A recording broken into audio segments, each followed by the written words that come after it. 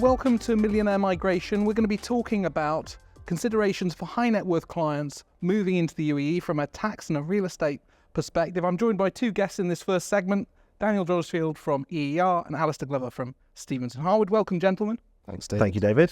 So before we get into the detail of this discussion, it'd be great to have a quick introduction to you both, starting with you, Daniel. Yeah, so EER Middle East, we're a corporate services, immigration and relocation company operating across the UAE and Saudi Arabia with offices across those two countries. And we can work regionally on the relocation side across the GCC. And we help people and companies enter the region. Fantastic. Alistair. So I'm Alistair Glover, a partner at Stevenson Harwood. I head up our private wealth team and specialise in advising high net worth individuals and families. Fantastic. So we had a recent budget in the UK, seismic implications. What are some of the headlines you're talking to advisors and clients about in respect of that? Yeah, it has been a big change over the last week or so. And I think the general trend has been clients looking at alternatives to the UK. And, you know, sitting here in Dubai, this is definitely one of the destinations that the clients are considering. The changes in the UK have affected them from an income and capital gains tax perspective, but also crucially for inheritance tax as well. So we're looking at, helping clients to relocate to the region and what that means for them in setting up in the UAE. Conversely, there are some winners from the budget, and actually it's people like myself who are long-term expats. So for inheritance tax purposes now, if you've been, or from next year I should say, if you've been a non-resident of the UK for 10 consecutive years, then you're outside of the UK inheritance tax net on your non-UK assets. So that's a real game changer actually for a lot of people. And as places like the UAE become more long-term homes for individuals, I think that we'll see a lot of people actually benefit from those budget changes. And we'll get into the details of that in a second. But Daniel, have you noticed the phone's been ringing? Has the budget kind of stirred people up, do you think? Is there more inquiries out there, do you think? Definitely. I mean, we've seen over the last sort of few months since the change of government, we have seen high net worth individuals looking at other jurisdictions to move to. And as Alistair was saying, this is quite an attractive one. What we've seen and some conversations I've had since the announcement of the budget is not just them moving in their personal capacity, but also their companies as well.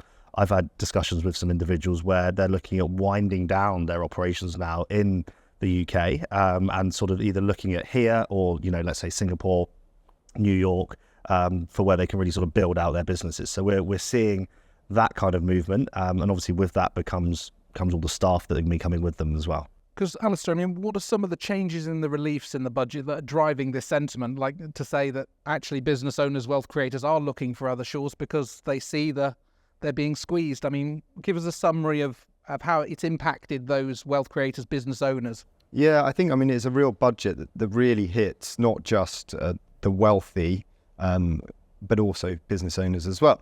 So, and that's UK DOMs and non-DOMs as well, who are UK residents. So if you've been living in the UK for an extended period of time, you will not benefit from the new regime that's introduced, which is just a 4-year, essentially tax-free window. You'll be subject to inheritance tax on a worldwide basis. And that includes any trusts that you might have set up if you were, a non-DOM living in the UK. If you're a business owner, they are amending the rules for business property relief as well, which was a very valuable relief for inheritance tax purposes. So essentially, you will only get £1 million worth of relief. So if you've got a very substantial trading business, that's not such an attractive situation anymore. So those kind of wealth creators as well and entrepreneurs are actually, just as likely to look at other jurisdictions, whether they can establish and run a business, to your point there, Daniel, about moving their actual operations as well if they can. So that's quite an interesting dynamic. I think it's very unfortunate for the UK, but for other jurisdictions like the UAE. Particularly one that's so pro-business such as this environment, it really has that energy and impetus, doesn't it? Yeah, absolutely. I think all the changes we've seen with the golden visas and so on, allowing people to come in and obviously the tax environment here is very, very friendly. Because EER, obviously, the visa options are one of core parts of your business. Are you seeing an uptick in people looking at the routes, understanding more, coming with more intent than before? Definitely, it's a lot easier now to get residency here than it was, let's say, 5 years ago with the golden visas, as Alistair mentioned. There's many different routes that people can take, whether that's through setting up a company and sponsoring themselves and their family and staff, or the golden visa options, of which there are a number. And also you've got the remote work visas now. So one thing we have seen, which is a change from, let's say, a couple of years ago, is, say you work for yourself in the UK, you're a consultant, management consultant, for example, you're working for yourself. You don't have to be based in the UK necessarily. As we know with Teams and Skype and all that sort of stuff now, you can be based anywhere in the world. So people where they would be in the high tax bracket in the UK are now looking at Dubai and saying, well, I can live and work in Dubai, continue doing my same job, earning the same amount, but not paying the sort of tax I'll be paying in the UK. So we're seeing a lot of those people sort of looking at shifting over as well. One of the big changes of the budget was the non-dom changes, seismic shift in the regime there. I mean, are you speaking a lot to as well the trustee sector about analysing pre-existing trusts, or how do you see the impact of the changes for the non-doms? Yeah, it's going to be one of those events that is a sea change basically for the industry. And I think trustees themselves have significant obligations, obviously, to their beneficiaries and set laws, and the changes will massively affect them as well. There's some quite technical points within it, but essentially there's this concept of a inheritance tax tail. Even if you leave the UK, you're stuck with your inheritance tax position and being subject to worldwide taxation. And the changes that are made for trusts mean that trusts which would have been considered excluded property for IHT and never subject to inheritance tax are suddenly going to be brought within what's called the relevant property regime for trusts, and that means they're going to go in and out of inheritance tax. So a lot of clients will be caught out by the inheritance tax tail, as it's called. So if you've been resident in the UK for 10 years or more, and then you leave, you'll still be subject to inheritance tax on a worldwide basis for a minimum of 3 years, and it can be much longer than that. And that has a knock-on implication for trusts these people have established, because those trusts will go in and out of the inheritance tax regime, which has has not only a tax charge, but that will be relatively small in most cases and manageable, but a huge compliance burden for trustees, and they really need to be on top of these changes in order to assist their clients in mitigating the impact of that. There was a sweetener in terms of remittances made on a certain window from now. I mean, do you think that offsets some of the more painful changes, or how do you see it? I suppose now people are going to be computing what they can remit if they decide to stay.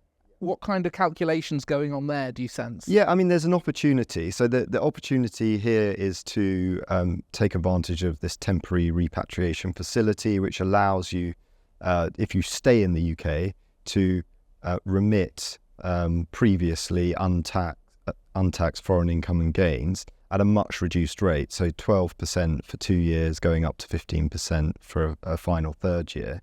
So that is an opportunity, but it's really only for those who are committed to staying in the UK. Otherwise, it's of no value whatsoever. And I think net, my view is that more people will leave if they can than stay and take advantage of that. Those that are staying definitely will use that facility. And I think the overall feedback that we're getting is, people could live with some of the income tax and capital gains tax changes, but the thought of 40% on a worldwide basis, including on the assets that they've settled into trusts prior to arriving in the UK or prior to becoming domiciled in the UK or deemed domiciled, is a bit of a deal breaker for a lot of clients. And so just looking at those then who newly arrive, as Daniel was saying, lots of entrepreneurs and people setting up shop here and building a life here. I mean, what do they, if they're going to go on to create more wealth and administer that wealth, what sort of things do you talk to them about from a UAE perspective to make sure they have in place for their wealth planning? Yeah, so the types of conversation I'm having at the moment with those exiting is around tax residency here. So slightly bizarre in a way because we don't have any personal income tax, capital gains tax or inheritance tax, but because a lot of people from different parts of the world will be potentially relying on double taxation treaties. They'll need to tell their banks where they're residents and be able to demonstrate that to them satisfactorily. The UAE has actually introduced its own statutory residence test for individuals and for companies. And essentially that allows the individual then to get a tax residency certificate if they satisfy the criteria, which are fairly straightforward to do. And then they can show that as evidence. So that's one thing that we're talking about regularly Is to that clients. impacted if they're very mobile, so that they're spent? Does days come into it? It must does, do, yeah, it really does. Yeah. And you can be a kind of tax nomad and not actually resident anywhere because you're not spending enough time in any jurisdiction. And if you sail or something like that, you'll be on your yacht all the time. And that's actually a practical problem for people because then they're asked constantly by institutions and banks in particular where they're resident, and they need to be able to code them and do the reporting for the common reporting standard and all that type of thing. So having the ability to obtain a residence visa is one thing, but then being able to say, I'm tax resident here, here's my tax residency certificate, is actually very valuable for clients looking to establish their tax base as the UAE. So that's one big aspect of what we're talking to them about. And then everything that flows from relocating, means moving your family, acquiring property. Obviously, then you might move your companies, as you said, to this part of the world. And then you have different succession laws to deal with and different challenges thrown up by owning assets in this People refresh jurisdiction. wills, and there's good basics that people need to do. Exactly. On that. So wills and then foundations as well are very popular vehicles these days for succession planning. And on the foundation, if someone was starting with, cash, as it were, and they're investing, so they've got the opportunity to do a variety of structuring options, where does the foundation kind of sit for someone who's coming to become resident here? Yeah, I mean, you have to have sufficient money, obviously, to make it worthwhile, but assuming it's a fairly significant, asset base, then the foundation can work very well because the individuals who set it up can, if they're resident here, can actually sit on what's called the council of the foundation and run the foundation themselves effectively.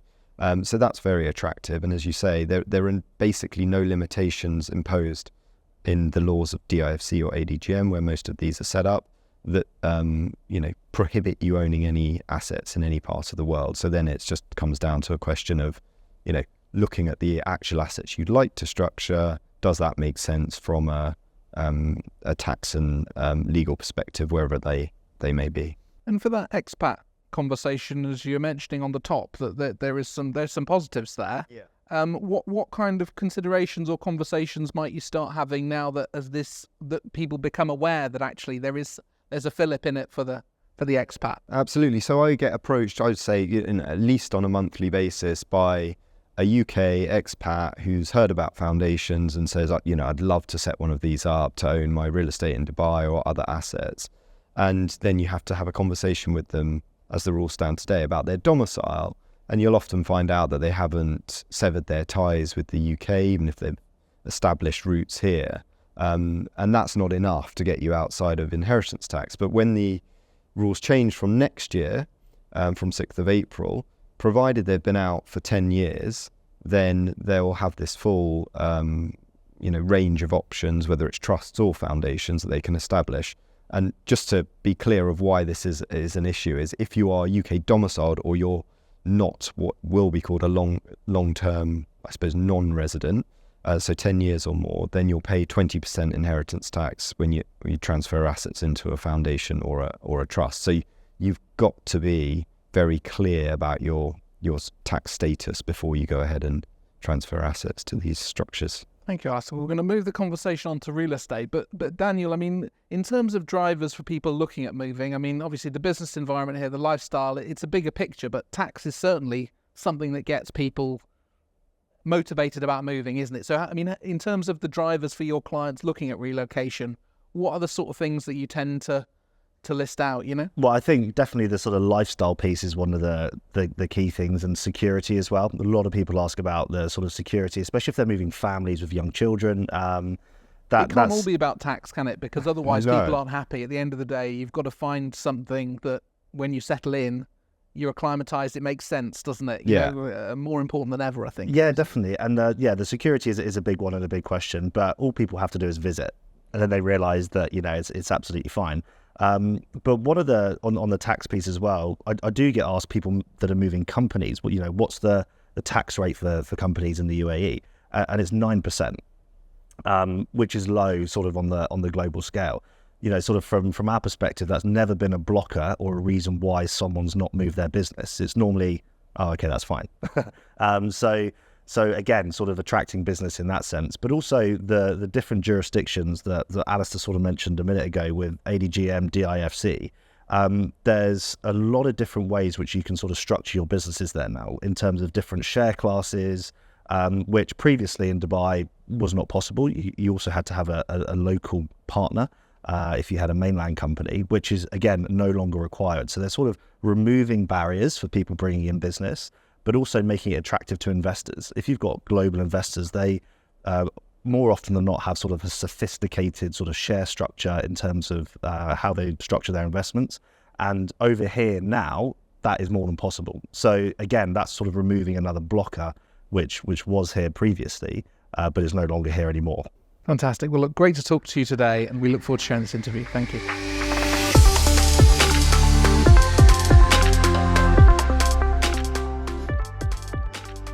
So just to discuss some of the latest trends from the UAE real estate market, I'd like to welcome in Jerry Parks from Taylor Wessing. Hi, Jerry. Hi. So before we get into discussion, it'd be great to hear a little bit about the type of work you do and clients you work with at Taylor Wessing. Yeah, I head the real estate team at Taylor Wessing's office here in Dubai, and we spend a lot of time these days advising high net worths and ultra high net worths on prime and super prime residential property acquisitions and disposals. So we've just heard about some of the drivers, the trends. There's a lot of inbound wealth coming here. Naturally, when they arrive, buying a property will be pretty top on the list of priorities. So how do you work with clients to help them secure that prime, super prime property here? One of the things we like to talk to clients about at the early stage is structuring. So I think clients are sometimes quite pleasantly surprised that there are options available to them. Essentially, they can buy in their personal names, which has the advantage of speed, but it may not necessarily suit them for other reasons. Or they can buy in the name of a corporate entity. There are certain restrictions on that, but you can essentially buy in a locally registered corporate entity. Or you can look at doing something a little more complex to fit in with a wider tax planning, which may be, for example, a DIFC foundation. And a lot of people are looking at those these days. But there's pros and cons to each of those, but we like to have that conversation up front so that the client knows where they're going, and then we can drive the rest of the transaction after that. I mean, in terms of privacy flowing from that, I presume there's not searchable registers, but what's the state of play in Dubai as to how disclosure is made of people who own property? It's pretty confidential. Yeah. So the land registry is not a publicly searchable register, and therefore if you buy in your personal name, you should feel a certain degree of comfort that that's not something that would be searchable. Similarly with companies and their ownership of properties. Foundations, if you register with the DIFC, a foundation which is very common, there's a certain amount of information about the foundation which is on the DIFC website. But obviously you go into that with your eyes open. And the choice of that would just depend on their broader succession plans, their long-term objectives. Exactly. And I think there are ways of addressing it. If you look at ownership in your personal name, for example, advantages of speed, but there's a tax play there that you need to think about and be advised on. There's also a lot of people worry about inheritance, and traditionally non-Muslims would worry that Sharia law would apply to a personal ownership of property. More recently, the DIFC has developed the Wills and Probate Registry, or the DIFC Wills Service, as it's now called, which enables expatriates to file wills in the English language that expressly exclude the application of Sharia law.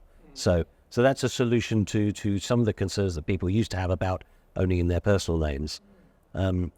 Moving on to the corporate ownership, people used to favour that because you could structure it in a way that addressed the inheritance position as it was. As I say, that's now not a problem.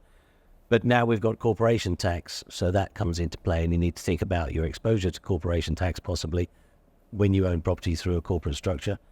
And then thirdly, yes, we have the foundations, mainly DIFC foundations that we deal with. And there are ways you can structure those so that you can, so that they can become exempt from corporation tax, and they can be very useful for asset protection. So there's a range of different considerations there, and I think it's all about having that conversation, see what the client's priorities are, and then work from there. I mean, Daniel, have you noticed any trends in terms of structuring if you've got the visa client and how they go and make that next step and buy the property? Yeah, definitely. So I think one of the key things as well is people look to buy property to access a residency visa. So one of the ways they can do it is through the property golden visa. If the value of the property is 2 million dirhams or more, it gives them a 10-year residency option. But what we're also seeing as well, and it's not just sort of structuring for purchasing the property. We deal with sort of high net worth individuals that like to manage their in-country assets through an entity. And how we sort of manage that is it's very easy to set up a single family office, which then all of the, let's say, tenancy contracts for if they're looking at renting a property to see if they like living here prior to sort of making the sort of 10-year commitment. You can sort of structure it in a way whereby you can hold that tenancy contract through the single family office, which again sort of reduces your personal liability in the country. Okay, thank you. And Jerry, are clients tending to buy for cash? Are they putting financing in place? Are there any trends around how, particularly in prime, super prime market, they make the acquisition? At the prime and super prime end of the market, it's almost exclusively cash purchases, very little financing. Statistically, across the whole of Dubai, I read this morning that about 60% of transactions are done through mortgage finance. And that's a slight increase, and that's one of the changes recently because there's been a drop in interest rates, and therefore there's a greater move towards financing. But as I say, most of the transactions we deal with are all done in cash. And so with the structuring in place, with the cash on hand, ready to make the acquisition, I mean, what's some of the details out of the conveyancing process that might surprise people or that they should be aware of going in? Yeah, I mean, it's a recognisable process for people who are familiar with the UK system, for example. So it has an exchange of contracts, which here are called the Form F, which is effectively an agreement for sale. And then there's a period of time where the seller has to get an NOC and the buyer has to get the balance of the payment together, having paid 10% on the signing of the Form F. And we roll up to transfer. In terms of things to be aware of, it can't all be done electronically, remotely. So you do have to have someone here to sign documentation. We usually take power of attorney to enable us to do that so that the client doesn't have to travel.